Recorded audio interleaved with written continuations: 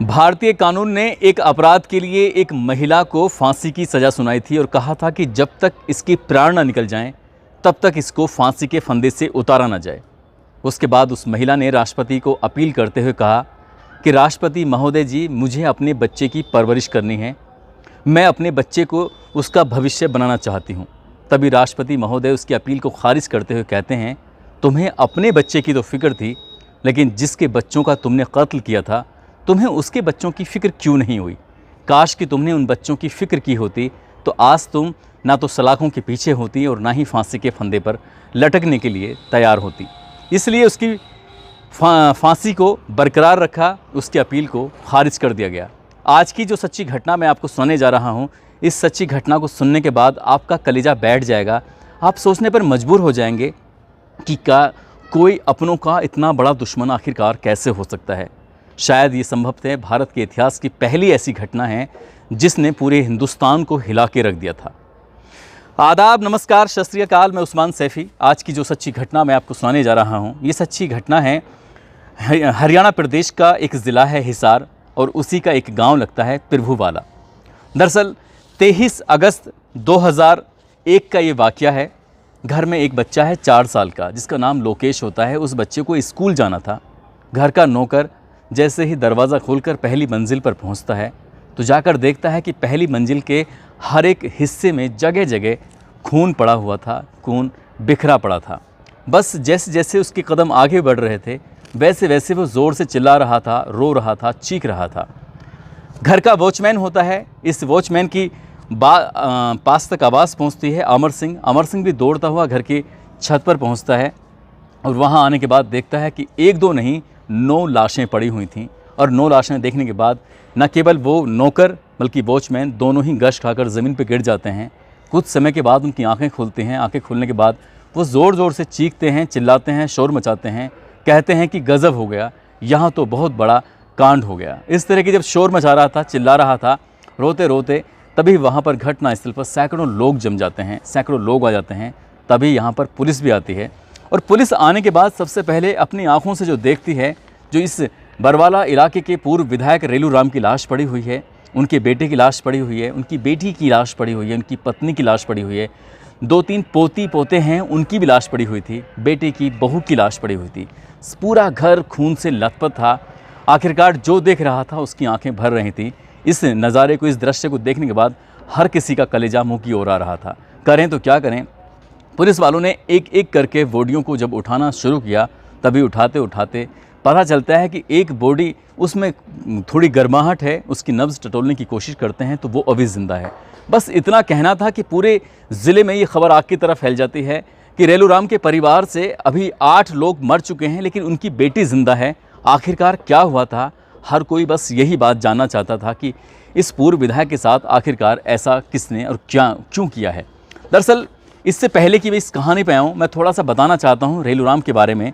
रेलू राम का जन्म 4 अप्रैल 1952 को हरियाणा के एक ज़िला है हिसार, वहाँ का एक गाँव लगता है पिरभूवाला। दरअसल वहाँ इसका जन्म हुआ था। जैसे जैसे वक्त आगे बढ़ रहा था, ये लड़का पढ़ने लिखने में ज़्यादा होशियार तो था नहीं, लेकिन बहुत ईमानदारी के साथ अपने काम को अंजाम दिया करता था और एक ट्रक पर क्लीनर का काम करता था, कंडक्टरी किया करता था। और उसकी किस्मत का सितारा कुछ ऐसे चल निकला कि उसने काले तेल का कारोबार करना शुरू कर दिया। फरीदाबाद के अलग अलग इलाकों में जैसे ही काले तेल का कारोबार कर रहा था, उसके पास धन की कोई कमी नहीं थी। इतना धन कि उसने अकूत संपत्ति इकट्ठी की। घर में अगर कोई आ गया कि मुझे अपनी बेटी की शादी करनी है, या मुझे ये परेशानी है, या कोई दिक्कत है, तो उसके दर से कोई खाली हाथ नहीं जाता था। वो झोली भर भर के उनको पैसा दिया करता था। कितनी ही बहन बेटियों की शादी की, कितनी ही उसने अकूत संपत्ति इकट्ठी की। 163 एकड़ ज़मीन उसने खेती के लिए ख़रीदी, तो 25 एकड़ ज़मीन में उसने एक आलीशान घर बनाया। ऐसा घर कि पहली मंजिल ही नहीं, दूसरी मंजिल पर भी कार पहुंच सकती थी। वो अपने बेडरूम तक उस कार को लेके जा सकता था। इतनी खूबसूरत घर की लोगों में एक चर्चा का विषय था। दूर दूर से लोग आया करते थे रेलू राम का घर देखने के लिए। और जब लोग इतना खुश होते हैं तो खुश होने के बाद ही इनको बरवाला का विधायक चुनने के लिए मजबूर कर देते हैं। ये हालांकि मना कर रहे थे, लेकिन उन्होंने कहा कि मैं किसी भी पार्टी से इलेक्शन नहीं लड़ूंगा, निर्दलीय ही लड़ूंगा। यदि आपको मुझे वोट देना है तो निर्दलीय ही देना पड़ेगा। लोगों के बहुत प्यारे थे, सबकी मदद करते थे, इसलिए निर्दलीय को ही विधायक बना दिया और विधायक बनने के बाद इन्होंने दिल खोलकर लोगों पे खर्च किया। जो विधायक निधि में पैसे आते थे उससे कहीं ज़्यादा वो खर्च कर देते हैं। लेकिन इसी बीच में या तो इनकी गलती थी या फिर इनकी मजबूरी, ये तो कह नहीं सकते। लेकिन ये 2 शादियां करते हैं। एक शादी होती है ओमवती से और दूसरी शादी करते हैं ये पत्नी कृष्णा देवी से। ओमवती को एक बेटा पैदा होता है जिसका नाम सुनील होता है और दूसरी पत्नी कृष्णा देवी, उनको 2 बेटियां होती हैं। एक बेटी का नाम सोनी उर्फ पम्मी रखते हैं जबकि दूसरी बेटी का नाम प्रियंका होता है। परिवार में खुशियां ही खुशियां थीं, किसी बात की कोई कमी नहीं थी, सब कुछ ठीक चल रहा था। जो बड़ी बेटी होती है यानी कि जिसका नाम सोनिया उर्फ पम्मी होता है, वो शुरू से ही बचपन से ही दबंग प्रवृत्ति की थी। उसे खेल कूद में ज़्यादा इंटरेस्ट था, ज़्यादा रुचि थी। इसलिए उसने फैसला किया कि वो बड़े होकर ताई कमांडो का काम करना चाहेगी, ताई कमांडो बनना चाहेगी। और यहीं से उसकी ज़िंदगी एक दूसरी पटरी पर चली जाती है। हर कोई यही जानना चाहता था कि आखिरकार रेलूराम का परिवार इतना बढ़िया चल रहा था, इनके पास ज़मीन की किसी भी चीज़ की कोई कमी नहीं थी, किसने इनकी हत्या की है और क्यों हत्या की है। बस सब के सब लोग परेशान थे। 8 लाशों को उठाकर सीधा मोर्चरी भेजते हैं पोस्टमार्टम कराने के लिए। लेकिन बेटी सोनिया की अभी सांसें चल रही थीं, उसको जल्दबाजी में यहाँ से उठाकर सीधा हॉस्पिटल लेके जाते हैं। और सभी को इंतज़ार था कि किसी तरकीब से किसी तरह से सोनिया को होश आए। तब होश आने के बाद ही उससे पूछा जाएगा कि आखिरकार तुम्हारे साथ क्या हुआ है, क्या नहीं हुआ है। कुछ देर, लगभग 24 घंटे का समय बीत जाता है।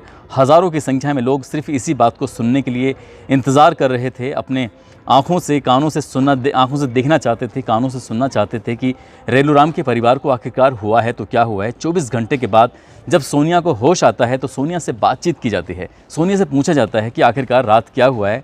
तभी वो बताती है कि रात बहन का जन्मदिन मनाया जा रहा था और हमने इस बहन को सरप्राइज़ पार्टी दी थी। 23 अगस्त को उसका जन्मदिन होता है और ये घटना है 23 अगस्त 2001 की। लेकिन घर वालों ने, परिवार वालों ने एक सहमति बनाई थी कि 24 तारीख को उसका जन्मदिन पूरी धूमधाम से मनाया जाएगा। असल में उसका जन्मदिन 24 अगस्त को ही होता था, लेकिन सोनिया के कहने पर आकर परिवार के साथ जन्मदिन मनाने की बात तय होती है। यानी कि एक दिन पहले परिवार के साथ और एक दिन के बाद फिर सर्व समाज के साथ उसका जन्मदिन मनाया जाएगा। रात में कुछ लोग आते हैं, आने के बाद इस परिवार की हत्या कर देते हैं। इस लड़की पर भी हमला करते हैं और हमला करने के बाद ये लड़की बच जाती है, लेकिन बाकी परिवार के जितने भी सदस्य थे सब के सब मारे जाते हैं। अब इस लड़की ने कुछ ज़्यादा जवाब दे नहीं पा रही थी। पुलिस के लिए कोई ऐसा सबूत हासिल लग नहीं रहा था जिसके आधार पर कह सकें कि किसने हत्या की है और क्यों की है। यही हर कोई सवाल का जवाब जानना चाहता था। पुलिस पर लगातार प्रेशर बढ़ रहा था। मुख्यमंत्री हो या देश के प्रधानमंत्री, ऐसे कौन व्यक्ति था जो ये नहीं जानना चाहता था कि इस विधायक के परिवार की आखिरकार किसने हत्या की है। पुलिस ने अलग अलग एंगल से जांच पड़ताल करनी शुरू कर दी, चाहे बिजनेस के एतबार से हो, चाहे पड़ोसी के एतबार से हो, चाहे उनके विधायक बनने के सफ़र में किसी से कोई गलती हुई हो, कुछ बात हुई हो। पुलिस हर एक पहलू पर जांच करना चाहती थी। तभी पुलिस के आला अधिकारी रेलूराम के घर जाते हैं और घर जाने के बाद जब देखते हैं कि इतनी आलीशान कोठी, इतना आलीशान घर, इतनी सारी ज़मीन, दिल्ली में प्लॉट, फरीदाबाद में प्लॉट, अलग अलग जगहों पर उसकी अकूत संपत्ति थी। आखिरकार कुछ ना कुछ तो वजह रही होगी और उसी वजह को तलाशने के लिए जब रेलूराम के घर की सघन तलाशी ली जाती है तब उन्हें एक डायरी मिल जाती है। जब डायरी मिलती है तो उस डायरी में एक पन्ना था जो कि कुछ मुड़ा हुआ था, जिसकी शक्ल कुछ बिगड़ी हुई थी। उस डायरी को लेकर पुलिस वाले जब उस डायरी के पन्नों को पलटने की कोशिश कर रहे हैं तभी उसमें एक ऐसा लेख लिखा हुआ था जिसको देखने के बाद बड़े बड़े ऑफिसरों की भी सांसें अटक जाती हैं। वो सोचने पर मजबूर थे कि आखिरकार ये कितना सच है, कितना झूठ है, वो समझ नहीं पा रहे थे। तुरंत ही उस डायरी को लेकर वो सीधा हॉस्पिटल पहुंचते हैं। हॉस्पिटल में जाने के बाद उसी सोनिया के पास जाते हैं। सोनिया से कहते हैं कि बेटा, क्या ये डायरी तुम्हारी है? तभी वो डायरी को देखकर सोनिया कहती है, हाँ सर, ये डायरी मेरी है। उसका राइटिंग दिखाया जाता है कि बेटा, क्या राइटिंग भी आपका ही है? वो कहती है, हाँ सर, राइटिंग भी मेरा ही है। बस पुलिस के लिए ऐसा समझ लीजिएगा जैसे कि मंजिल बहुत करीब थी। अब बस लोगों को बताना था कि आखिरकार हुआ क्या है। वही बात सोनिया से जानना चाहते थे। सोनिया से कहा कि तुमने अपने परिवार की हत्या क्यों की है? हम यही सवाल का जवाब जानना चाहते हैं। वो लड़की कहती है, सर, मुझे परेशान कर रहे हैं, मेरी हत्या करने वाले थे, मैं किसी तरकीब से बच गई हूँ, आप मुझ पे ही इल्ज़ाम लगा रहे हैं, कैसी बात करके शर्मिंदा न करिए। और लड़की ज़ोर ज़ोर से रोने लगती है। जब रो रही थी, परेशान हो रही थी, तो ये बात बाहर तक पहुंच जाती है, पब्लिक तक पहुंच जाती है। पब्लिक के लोग पुलिस के प्रति नाराज़ होते हैं, कहते हैं कि एक लड़की बची है परिवार की, बाकी सब लोग मारे जा चुके हैं, इसे क्यों परेशान कर रहे हो? तभी पुलिस वाले उस लेटर को जब सार्वजनिक करके दिखाने की कोशिश कर रहे थे तो उसकी गूंज उस लड़की के कानों तक भी पहुंच जाती है। दरअसल उस लेटर के अंदर लिखा हुआ था कि मैं अपने परिवार से बेइंतहा नफरत करती हूं, मेरा मन करता है कि परिवार के एक एक सदस्य को मार डालूं, ख़त्म कर दूं। यदि तुम मेरा साथ नहीं दोगे तो सचमुच में इसे ख़त्म कर दूंगी। ये वाली बात जब उसमें लिखी हुई थी तो बस पुलिस ने और अगली कहानी, अगली कड़ी से जोड़ने की कोशिश की। पुलिस यहाँ से सीधा दिल्ली जाती है और दिल्ली में जाने के बाद उस व्यक्ति की तलाश करती है जिस व्यक्ति के लिए ये पत्र लिखा गया था। दरअसल ये पत्र लिखा गया था संजीव कुमार के नाम। संजीव कुमार कोई और नहीं था, जूडो कराटे का खिलाड़ी होता है।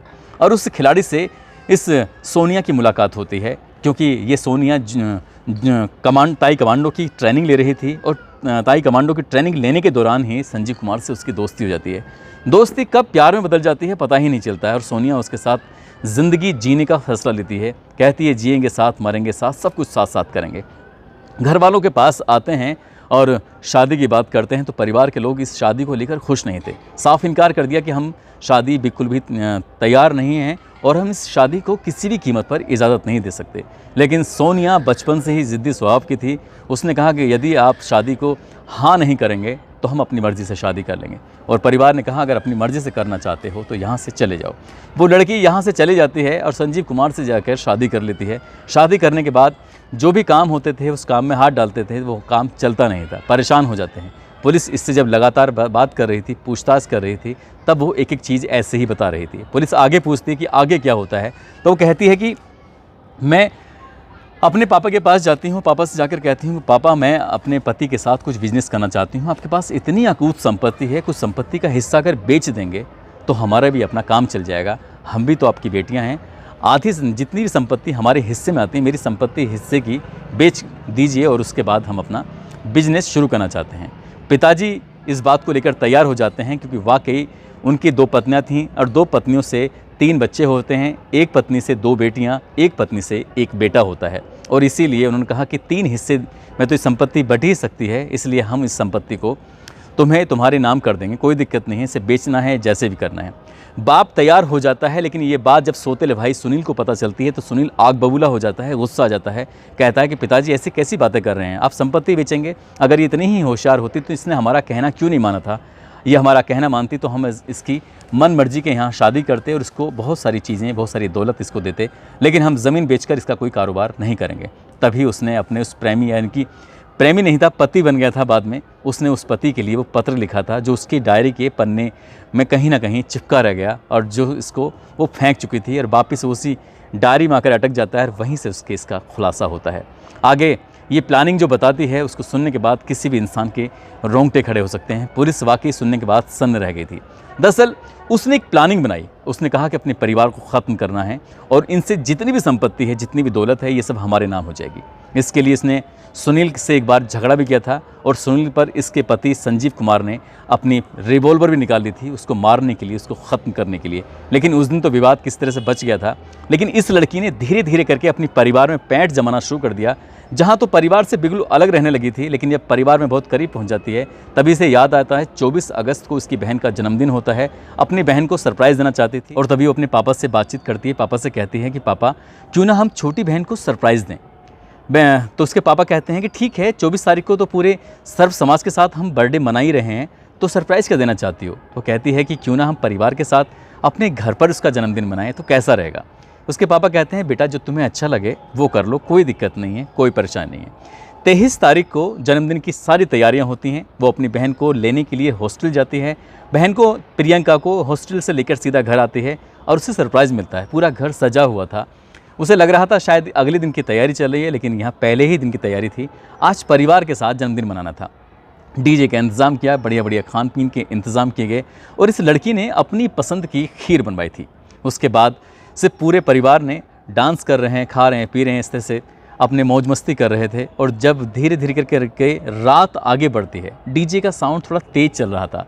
जब रात आगे बढ़ती है तभी वो कहती है सोने का वक्त होने चला था। सबके सब सोने की तैयारी में थे, लेकिन ये अपने पति संजीव कुमार के साथ उसी डीजे पर लगातार डांस कर रही थी। अब सोने का वक्त हो चला था, तो जिस खीर को इसने अपनी पसंद से बनाया था, दरअसल उस खीर के अंदर इसने अफीम डलवाई थी। उसकी मात्रा कहीं ज़्यादा थी।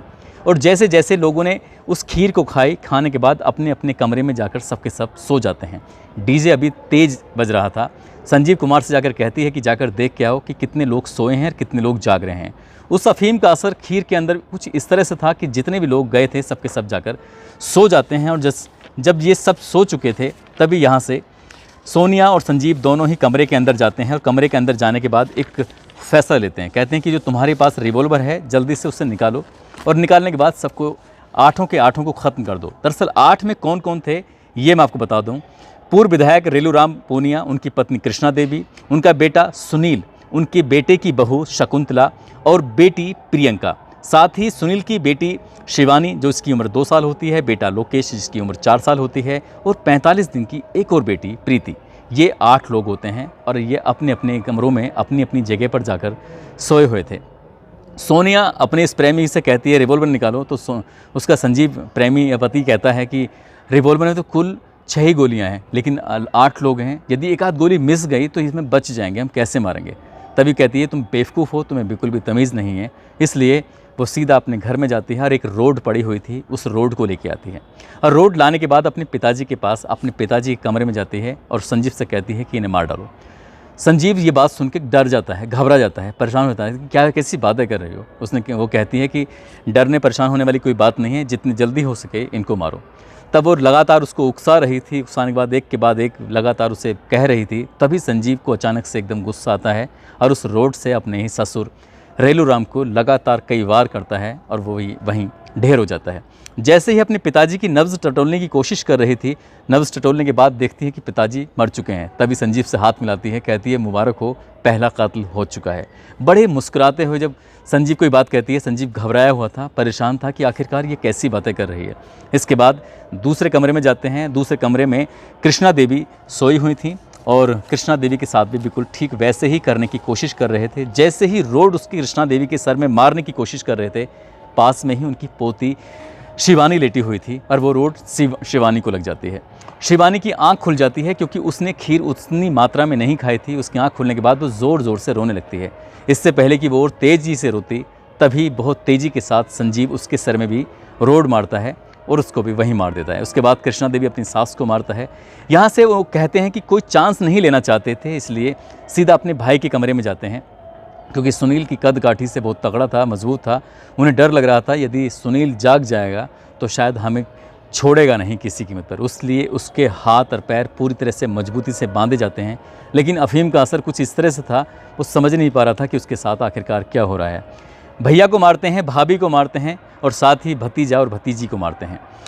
इन्हें मारने के बाद अपनी बहन को भी इसी तरह से मार डालते हैं। और सबसे अंत में जो मारे थे, इन्होंने भाभी को मारा था। मारने के बाद और लास्ट में जब इसके दिमाग में आता है कि यदि ये बात पुलिस को पता चलेगी, ये पुलिस से जांच पड़ताल करेगी और तू बिल्कुल सुरक्षित पाई गई तो बात खुल जाएगी। इसलिए संजीव, तुम्हें एक रोड मेरे सर में मार देनी चाहिए। जब ये वाली बात आ रही थी तो संजीव घबरा रहा था कि ऐसा ना हो कि कहीं ज़ोर से रोड लग जाए, और वही होता है। रोड सचमुच ज़ोर से लगी थी। उसको लगते ही वो बेहोश हो जाती है और सीधा वो यहाँ से भाग जाता है। वॉचमैन को इस बात का पता ही नहीं चलता। और अगले दिन जब घर का नौकर इस बच्चे को, जो 4 साल का बच्चा जिसका नाम लोकेश है, इसको ले जाने के लिए स्कूल की तरफ जाने के लिए आया था, तभी पता चलता है कि घर के अंदर 9 लाशें पड़ी हुई थीं। लेकिन 9 नहीं थी, 8 लाशें थीं, एक जिंदा थी। उसी की प्लानिंग थी। पुलिस वालों ने जब उससे पूछताछ की तो वाकायदा कैमरे के सामने उन्होंने अपने जुर्म को कबूल किया। संजीव ने भी अपने जुर्म को कबूल कर लिया था। और जब ये बात अखबारों के माध्यम से पता चलता है तो ये पता चलता है कि एक बेटी ने अपने पूरे परिवार को ख़त्म कर दिया महज ज़मीन के लिए। अपने पति को कारोबार कराने के लिए पूरे परिवार को ख़त्म कर दिया महज ज़मीन के लिए। और ये बात जब निचली अदालत में पहुंचती है तो निचली अदालत में 31 मई 2004 को दोनों को फांसी की सज़ा सुनाई जाती है। लेकिन कुछ वक्त आगे गुजरता है। 12 अप्रैल 2005 को मामला हाई कोर्ट में पहुंचता है और हाई कोर्ट इस फांसी की सज़ा को उम्र कैद में तब्दील कर देता है। इसके बाद लोगों को जब ये बात पता चलती है तो लोग बड़े हैरान थे, परेशान थे कि इस महिला को फांसी की सज़ा होनी चाहिए। लेकिन एक और बात दिलचस्प मैं आपको बता दूं, जब ये हत्याकांड को अंजाम दे रहे थे तब उसके पास एक 1.5 साल का बेटा भी होता है। और वो 1.5 साल का बेटा उस दिन उसके साथ नहीं था, वो अपनी दादी के साथ दिल्ली में था। इसलिए उस घटना स्थल पर वो मौके पर मौजूद नहीं होता है। और 1.5 साल का जो लड़का है वो अपनी दादी के यहाँ दिल्ली में था। तो उसके बाद ये सुप्रीम कोर्ट की तरफ से 12 अप्रैल 2005 को ये फांसी की सज़ा को उम्र कैद में तब्दील कर दिया जाता है, लेकिन लोगों को गुस्सा आता है तो फिर 15 फरवरी 2007 को सुप्रीम कोर्ट उस फैसले को पलटता है और फांसी की सज़ा को बरकरार रखता है।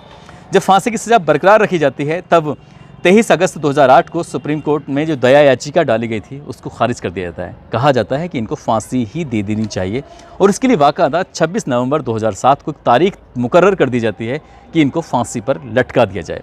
लेकिन तारीख भी आती है लेकिन फांसी पर उनको लटकाया नहीं जाता।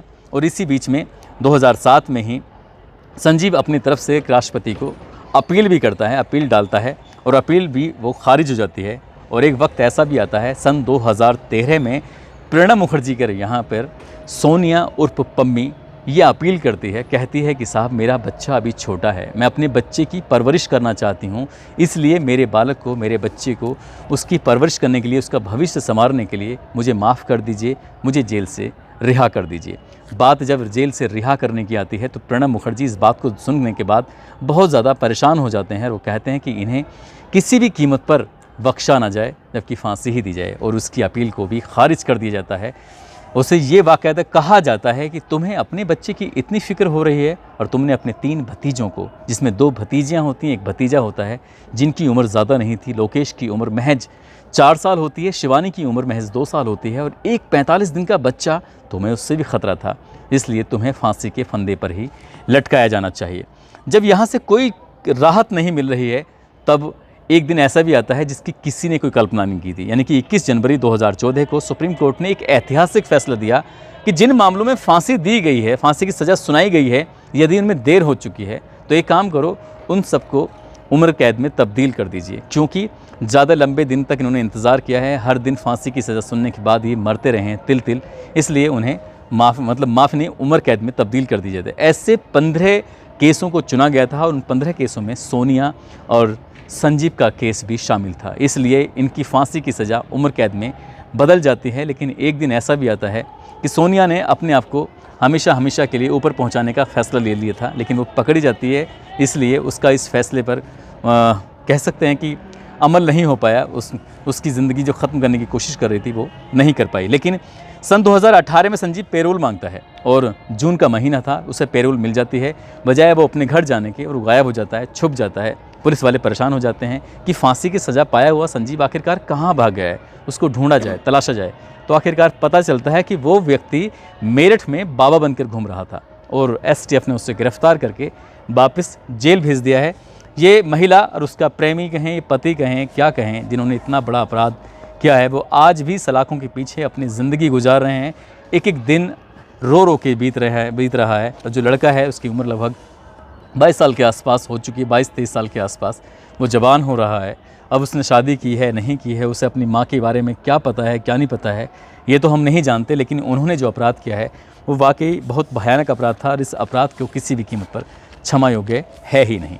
दोस्तों, जाते जाते आपको बताते चलें कि कुछ लोगों के जन्मदिन हैं, जिसमें ताबिश मोइन मुजफ्फरनगर से हैं, सुनील कुमार हैं, माधव देवासी जोधपुर से हैं, मोहम्मद दिलशाद शामली से हैं। इनको जन्मदिन की बहुत सारी शुभकामनाएं, बहुत बहुत मुबारकबाद। साथ ही इस घटनाक्रम को सुनाने का उद्देश्य किसी को परेशान करना नहीं है, किसी का दिल दुखाना नहीं है, बल्कि आपको जागरूक करना है, आपको सचेत करना है। आप जहाँ भी रहें अपना ख्याल रखें, सुरक्षित रहें। जय हिंद, जय भारत।